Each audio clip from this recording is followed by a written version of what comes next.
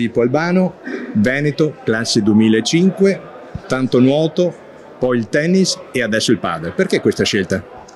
Ma questa scelta principalmente perché ho iniziato con amici questo sport e quindi ho iniziato divertendo e pian piano mi sono innamorato e poi ovviamente le cose le ho iniziate a fare più serie e man mano che passa il tempo mi piace sempre di più questo sport, molto coinvolgente.